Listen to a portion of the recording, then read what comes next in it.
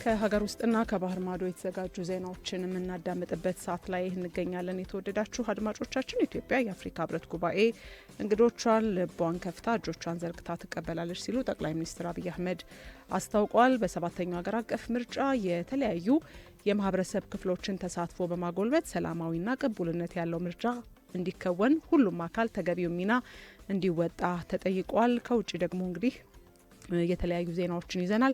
አንቶኒዮ ጆሴ ሰጎሮ የፖርቱጋል ፕሬዝዳንት ሆነው ተመርጠዋል። እንዲሁም ደግሞ በሰሜናዊት ሞሮኮ ባጋጠመ የጎርፍ አደጋ በርካቶች ህይወታቸው አልፏል፣ እንዲሁም ተፈናቅለዋል። እነዚህን ጉዳዮች በዝርዝር እንመለከታለን። ሀገራዊ ጉዳዮችን በማስቀደም እንጀምራለን። ኢትዮጵያ የአፍሪካ ህብረት ጉባኤን እንግዶቿን ልቧን ከፍታ እጆቿን ዘርግታ ትቀበላለች አሉ ጠቅላይ ሚኒስትር አብይ አህመድ። ኢትዮጵያ የአፍሪካ ህብረት ጉባኤ ተሳታፊ እንግዶችን ልቧን ከፍታ እጆቿን ዘርግታ ትቀበላለች ያሉት ጠቅላይ ሚኒስትሩ በማህበራዊ ትስስር ገጻቸው ላይ ባስተላለፉት መልእክት ውድ ኢትዮጵያውያን፣ በዚህ ሳምንት ውድ ሀገራችን በአፍሪካ ህብረት ጉባኤ ለመታደም የሚመጡ እህት ወንድም አፍሪካውያንን ለማስተናገድ ይቅርታ ልቧን ከፍታ እጆቿን ዘርግታ ትቀበላለች ሲሉ ተናግረዋል። እነዚህ ወዳጆቻችን የሰንደቃችንን ቀለማት የሚጋሩ ኢትዮጵያን እንደ ነጻነት ቀንዲል የሚመለከቱ ብሎም ሀገራችን የአህጉሩ የፖለቲካ ራዕይ የማዕዘን ድንጋይ አድርገው የሚያከብሩ ናቸው በማለት ነው የገለጡት። ኢትዮጵያ ወደር በሌለው እንግዳ ተቀባይነቷ ለምን ልትከበር እንደበቃች በአቀባበላችን እናሳያለን፣ እንደ ቤታቸው እንዲሰማቸው እናድርግ ሲሉም ጠቅላይ ሚኒስትሩ በማህበራዊ ትስስር ገጻቸው ላይ ባሰፈሩት መልእክት አስቀምጠዋል። በክብር እንቀበላቸው፣ በፍቅር እናቆያቸው፣ ተደምረን ሰንደቃችን የሚወክለውን የአፍሪካ አንድነት መንፈስና የሚያያይዘን የወል ህልም እናክብር ሲሉም ጠቅላይ ሚኒስትሩ ጥሪ አቅርበዋል። በሰባተኛው ሀገር አቀፍ ምርጫ የተለያዩ የማህበረሰብ ክፍሎችን ተሳትፎ በማጎልበት ሰላማዊ ቅቡልነት ያለው ምርጫ እንዲከወን ሁሉም አካል ተገቢው ሚና እንዲወጣ ተጠየቀ። ይህ የተጠየቀው የሴቶችና ማህበራዊ ጉዳይ ሚኒስቴር ባዘጋጀው አካታችና ዲሞክራሲያዊ ምርጫን ለማካሄድ የሚረዳ መደላደል እንዲሁም ደግሞ መግባባትን መፍጠር ዓላማው ያደረገ የውይይት መድረክ የካቲት 2 2018 በቢሾፍቱ ከተማ በተካሄደበት ወቅት ነው። በመድረኩም ንግግር ያደረጉት የሚኒስትሩ ሚኒስትር ኤርጎጌ ተስፋዬ በሰባተኛው አገር አቀፍ ምርጫ የሴቶችን፣ የወጣቶች፣ የአካል ጉዳተኞችን፣ አረጋውያንና ለማህበራዊና ኢኮኖሚያዊ ችግር ተጋላጭ የሆኑ የማህበረሰብ ክፍሎችን ተሳትፎ በማጎልበት ዲሞክራሲያዊ፣ ፍትሐዊ፣ ሰላማዊና ቅቡልነት ያለው ምርጫ እንዲከወን ሁሉም አካል ተገቢው ሚና እንዲወጣ ሲሉ ጥሪ አቅርበዋል።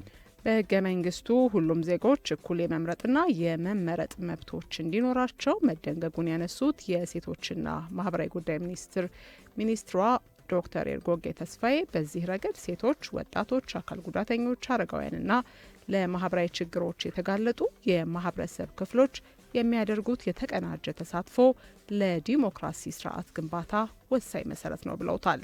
መስሪያ ቤታቸው ለሰባተኛው ሀገራዊ ምርጫ ውጤታማነት ተገቢውን ድጋፍ ለማድረግ ዝግጁ መሆኑንም አጽንኦት ሰጥተው ተናግረዋል። ሀገራዊ ጉዳዮችን አጠናቀን ከውጭ ወዳገኘናቸው ዜናዎቻችን አልፈናል። በሰሜናዊት ሞሮኮ ከባድ ዝናብ ባስከተለው ጎርፍ ሳቢያ ከ150 ሺህ በላይ ሰዎች እንዲፈናቀሉ ምክንያት መሆኑ ተነገረ። በሰሜን ሞሮኮ ከባድ ዝናብን ተከትሎ በደረሰ የጎርፍ አደጋ ነው 150 ሺህ የሚጠጉ ዜጎች ቤት ንብረታቸውን ጥለው እንዲሰደዱ የሆነው። የሞሮኮ ባለሥልጣናት ዋቢ በማድረግ አፍሪካ ኒውስ እንደዘገበው እስካሁን ድረስ በጎርፍ አደጋው 4 ሰዎች ሕይወታቸው ያለፈ ሲሆን የተጎጆቹ ቁጥር ግን ሊያሻቅብ እንደሚችል መነገሩን ነው በዘገባው የሰፈረው። ለጉዳዩ መፍትሄ ለመስጠትም ከዋና ከተማዋ ራባት 50 ኪሎ ሜትር ርቀት ላይ በምትገኘው ኬኔትራ የመንግስት የስራ ኃይሎች ጊዜያዊ የመጠለያ ስፍራ በማዘጋጀት 40 ሺህ ያህል ዜጎችን ማስፈራቸውን አስታውቀዋል። ባሳለፍነው የፈረንጆች ዓመት በተመሳሳይ ሞሮኮ የአየር ንብረት ለውጥ ባስከተለው ድንገተኛ የጎርፍ አደጋ 37 ያህል ሰዎች ህይወታቸው እንዲያልፍ ምክንያት ሆኖ ማለፉ ይታወሳል። አፍሪካ ኒውስ ዘግቦታል። በመጨረሻም አንቶኒዮ ጆሴ ሶጎሮ የፖርቹጋል ፕሬዝዳንት ሆኖ ተመረጡ። የሶሻሊስት ፓርቲ መሪው ሶጎሮ 66.2 በመቶ ድምፅ በማምጣት ነው ያሸነፉት።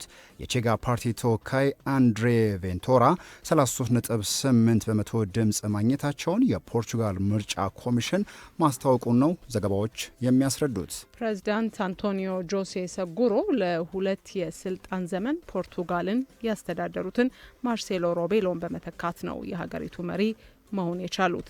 የ63 ዓመቱ ሰጉሮ ከዚህ ቀደም በነበረው ምርጫ ቢሳተፉም ማሸነፍ ሳይችሉ 11 ሚሊዮን መራጮች በተሳተፉበት ሁለተኛው ሀገራዊ ምርጫ አሸንፈዋል ተብሏል። አዲሱ ፕሬዝዳንት ከ2001 እስከ 2002 የፖርቱጋል ምክትል ጠቅላይ ሚኒስትር ሆነው ማገልገላቸውን የዩሮኒውስ ዘገባ አመላክቷል።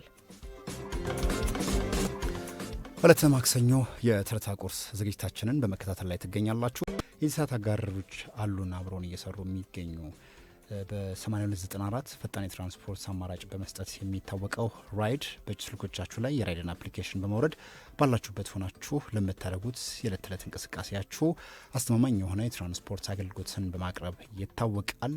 እናንተ በየትኛውም አጋጣሚና ቦታ ሆናችሁ ከወዳጅ ዘመድ ከቤተሰቡ ጋር ከቦታ ቦታ መንቀሳቀስ ቢያስፈልጋችሁ ፈጣንና አስተማማኙን የራይድ አፕሊኬሽን በማውረድ በ8294 ሄሎ ይበሉ። ራይድ አስተማማኝ የትራንስፖርት ፈጣን አገልግሎት በመስጠት ይታወቃል። ምርጫችሁ እንድታደርጉት ጋብዟችኋል። የዚህ ሰዓት አጋራችን ነው።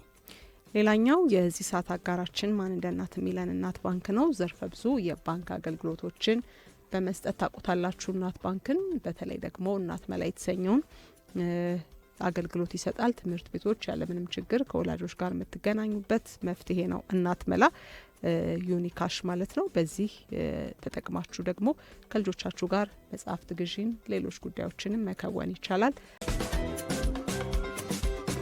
የሰዓት ወጃውን ተከታትለን ተመልሰን ተገናኘን። አሁን ከሀገር ውስጥና ከባህር ማዶ ወዳገኘናቸው ዜናዎቻችን ስናልፍ ሀገራዊ ጉዳዮች እናስቀድማለን። የኢትዮጵያ ሕብረተሰብ ጤና ኢንስቲትዩት የማርበርግ በሽታን ለመከላከልና ለማጥፋት በተደረገው ርብርብ አስተዋጽኦ ላበረከቱ ባለሙያዎችና አመራሮች እውቅና መስጠቱን አስታውቋል። በጋራና በትብብር መቆም በመቻላችን የማርበርግ ቫይረስ በሽታን በአጭር ጊዜ ውስጥ መቆጣጠር መቻሉን ነው የጤና ሚኒስትር ዴኤታ ዶክተር ደረጀ ዱጉማ በመክፈቻ ንግግራቸው ገልጸዋል። ከሁሉም በላይ የዜጎችን ሕይወት ለማዳን በሽታውን ፊት ለፊት ለተጋፈጡ ባለሙያዎችም እውቅናና ምስጋና አቅርበዋል።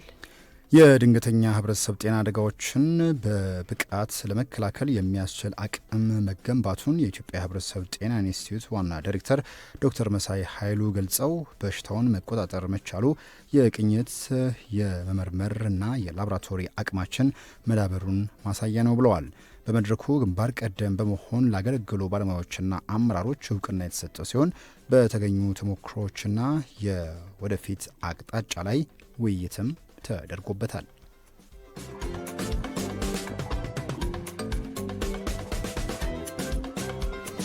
ቀጥለናል። አድማጮቻችን ወደ ሌላኛው የሀገር ውስጥ ዜናችን አለፍን።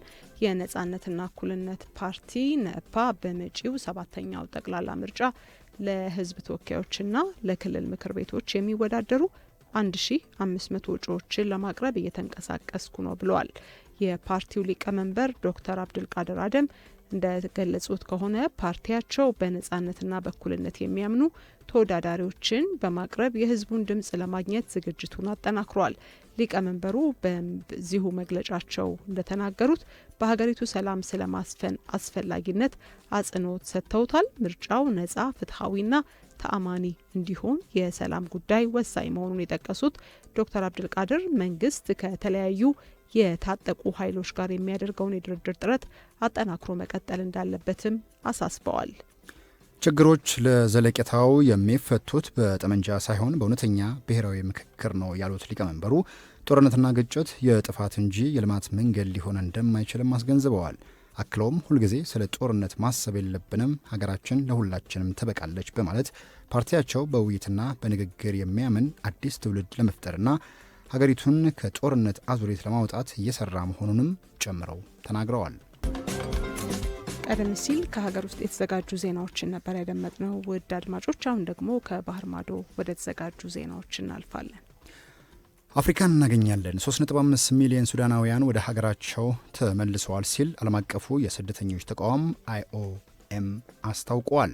ዓለም አቀፉ የስደተኞች ድርጅት አይኦኤም የሱዳን ግጭትን ተከትሎ በተለያዩ አካባቢዎች ከነበሩ ሱዳናውያን ተሰደው ከነበሩ ሱዳናውያን መካከል 3.5 ሚሊዮን የሚሆኑትን ወደ ሀገራቸው መመለሳቸውን አስታውቋል። አይኦኤም ጉዳዩን አስመልክቶ ባወጣው መግለጫ ላይ ስደተኛ ሆነው የቆዩት ሱዳናውያን ወደ 9 የሀገሪቱ አካባቢዎች መመለሳቸውን ነው በሪፖርቱ ያመላከተው።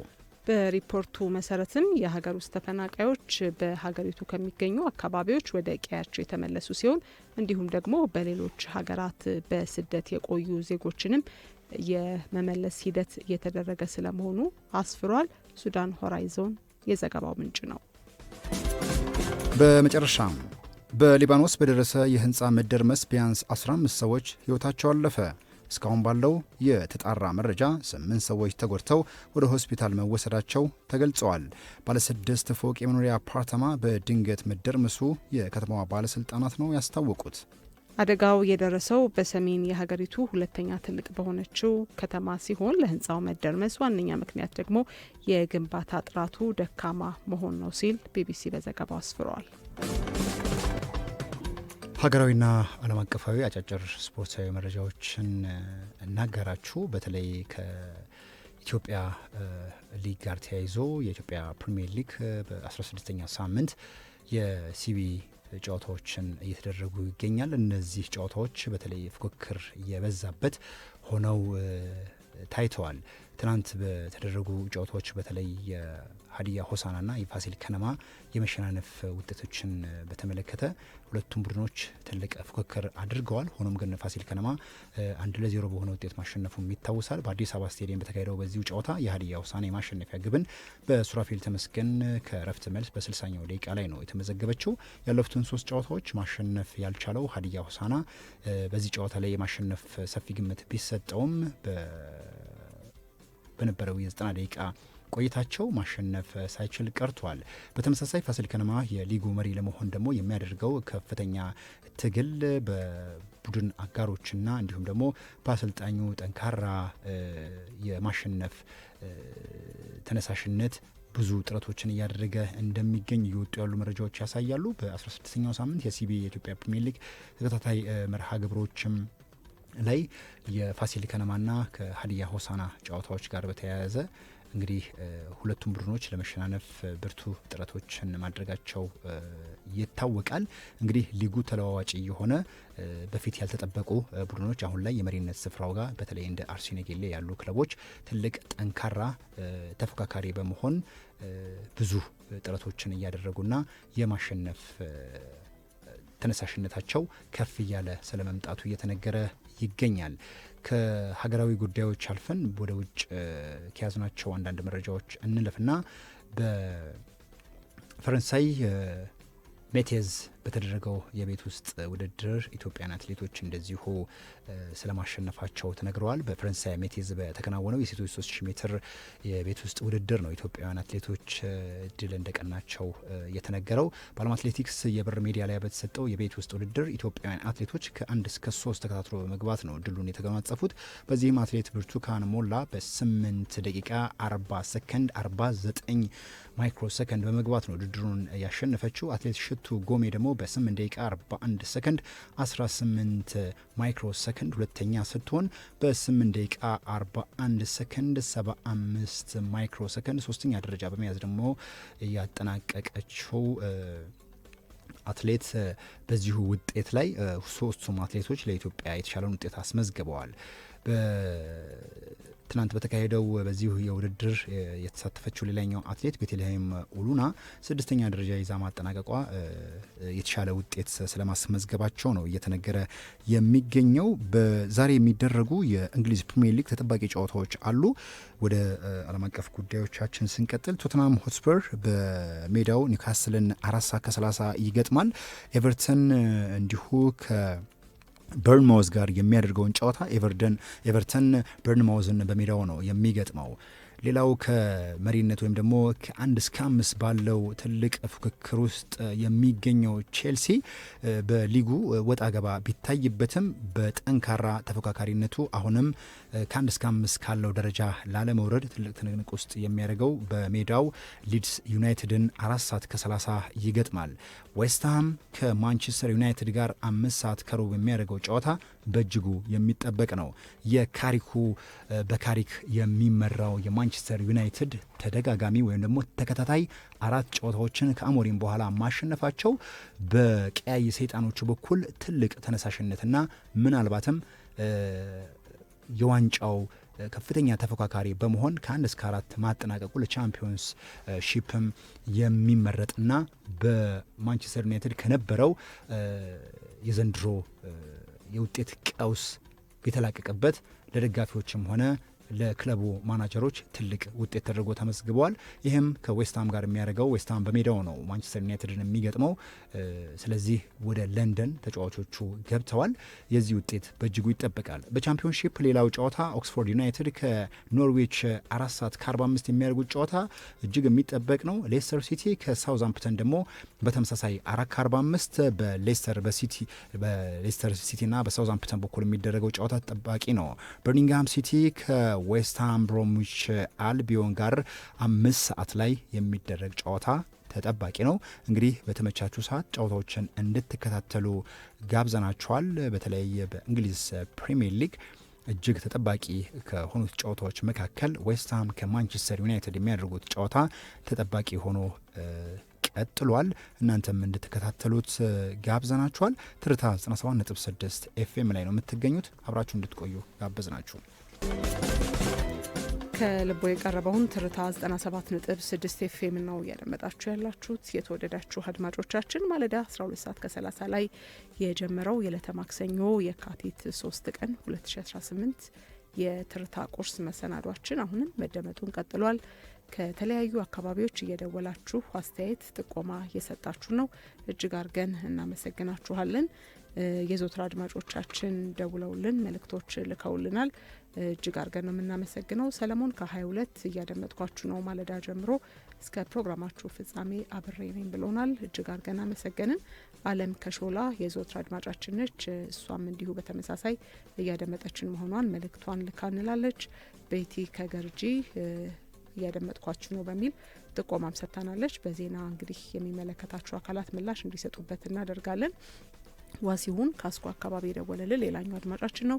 ከኤሌቬተር ጋር ተያይዞ ያነሳችሁት ጉዳይ እጅግ አስገርሞኛል። የኔንም ጉዳይ ነው የነካችሁት። በተለይ እኔ በጣም እቸገራለሁ እንጂ አሳንሰርን አልጠቀምም የሚል ሀሳቡን አንስቶልናል። እንግዲህ አድማጮች አሁንም ደውሉልን፣ መልእክቶቻችሁን አድርሱን። እስከ 2 ሰዓት ከ30 በተለያዩ ርዕሰ ጉዳዮች አብረናችሁ ቆይታ እናደርጋለን።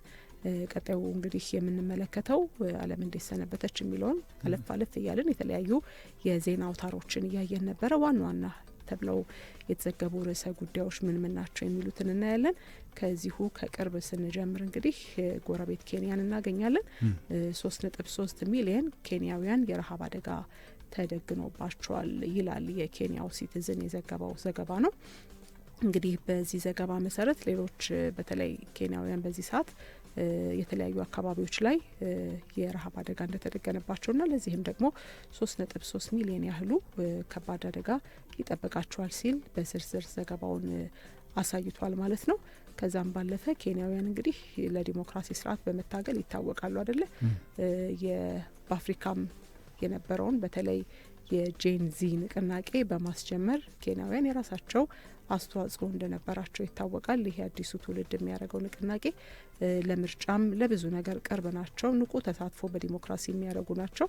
አሁን ደግሞ በሀገራችን 3.3 ሚሊዮን የሚሆኑ ዜጎች የረሃብ አደጋ ውስጥ ናቸው ሲሉ አሳውቀዋል። ሌላኛው እንግዲህ የመገናኛ ብዙኃን ትኩረት የነበረው ሁኔታ ካሉ ጉዳዮች መካከል የአውሮፓ ህብረት በዌስት ባንክ ለሚገኙ ፍልስጤማውያን ስደተኞች የአስቸኳይ ጊዜ የመጠለያና ከዛም ባለፈ ደግሞ ሌሎች አስፈላጊ ግብአቶች ድጋፍ እንዳደረገ አስታውቋል። ለድጋፉም የጎፈንድሚ በመክፈት እንዲሁ ለነዚህ አካላት እርዳታ ለማሰባሰብ ቁርጠኝነቱን አሳውቋል ማለት ነው። ከዚህ ጋር ተያይዞ 500 ሺህ ያህል ፍልስጤማውያንን በዚህ እርዳታ ለመድረስ አቅጃለሁ ሲልም አስታውቋል ማለት ነው። ኢዩኤድ የተሰኘው ይኸው የአውሮፓ ህብረት እርዳታ እንግዲህ መጠለያ ለሌላቸው፣ ምግብ ለሌላቸው ፍልስጤማውያን ስደተኞች በተለይ ዌስት ባንክ አካባቢ ላሉት ይደርሳል ይላል መረጃው። ወደ ሌላኛው መረጃ ስናልፍ የምናገኘው ፕሬዚዳንት ዶናልድ ትራምፕን ነው። የአሜሪካው ፕሬዚዳንት ዶናልድ ትራምፕ በተለይ ከኢራን ጋር የገቡበትን ውጥረት ተከትሎ ከኢራን ጋር ጥሩ ግንኙነት በተለይም የንግድ ትስስር አላቸው ያሏቸው ሀገራትን የማስፈራራት የታሪፍን ጉዳይ ይዘው መጥተዋል። ያንንም ከማስፈራራት ጋር ተያይዘው ኤክስኪዩቲቭ ኦርደር የተሰኘውን ጉዳይ እንደተፈራረሙና ኢራንንም የሚያስፈራሩበት በሌላ በኩል ደግሞ ከኢራን ጋር ግንኙነት አላቸው የሚባሉ ሀገራትንም የሚያስፈራሩበት ወጥመድ ነው እያዘጋጁት ተብሏል። እንግዲህ እነዚህ በዓለማችን ካሉ አሁናዊ ጉዳዮችና ዘገባዎች መካከል ይገኙበታል።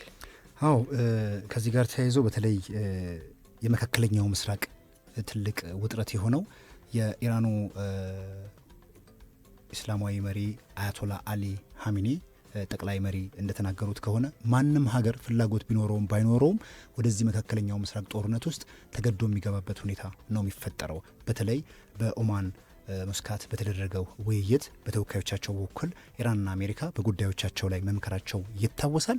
በዚህ ምክክር ላይ ለኢራን የቀረበላት ቀይ መስመር ያለቻቸው ነጥቦች አሁንም ትልቅ ውጥረት ፈጥረዋል። አንደኛ እነዚህ የታጠቁ ቡድኖችን መደገፍ የሚባሉ እንደነ ሂዝቦላ፣ ሁቲ አሊያም ደግሞ በሐማስ በኩል ያሉ የታጠቁ ቡድኖችን ድጋፍ ማቆም አለባት።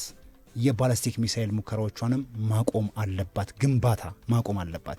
የኒኩለር የተብላላውን ወደ 450 ሺህ የሚጠጋውን ንጥረ ነገር ለሌላ ሀገር አሳልፋ መስጠት፣ ለሶስተኛ ወገን መስጠት አለባት የሚለው ይሄ በፍጹም የሚታሰብ የሚሞከርም ነገር አይደለም። ስለዚህ በዚያ እንደራደርም አሜሪካ የመደራደሪያ ነጥቧ ይሄ ከሆነ ኢራን ደግሞ እነዚህ ህልውናዊ ናቸው ብላ ካለች እነ ሳውዲ አረቢያ፣ ቱርክ እንዲሁም ደግሞ የተባበሩት አረብ ኤምሬትስ ግብጽን ጨምሮ ጉዳዩን ለመፍታት ኦማንም እንደዚሁ በኋላ ላይ ገብታለች። መካከለኛ ምስራቅ ሀገራት ራሳቸውንም ስለሚመለከታቸው ነው እንግዲህ በኋላ ላይ ጸቡ ቢነሳ ማንም ከዚህ አይተርፍም ነው የተባለው። የተባበሩት አረብ ኤምሬትስ የአሜሪካ የጦር መቀመጫ እዛ ካለ በሳውዲም እንደዚሁ በኦማንም በሌሎችም ሀገራት እስካሉ ድረስ ሁሉም አይተርፍም። ስለዚህ የቻይናና የሩሲያ ለኢራን ያልተገደበ ሁሉን አቀፍ ከኤሌክትሮማግኔቲክ ትልልቅ ቴክኖሎጂና የጦር መሳሪያ ድጋፍ፣ የሎጂስቲክ የመረጃ ድጋፍ ጨምሮ መስጠት መካከለኛው ምስራቅ በእነዚህ የሀያላን ጎራና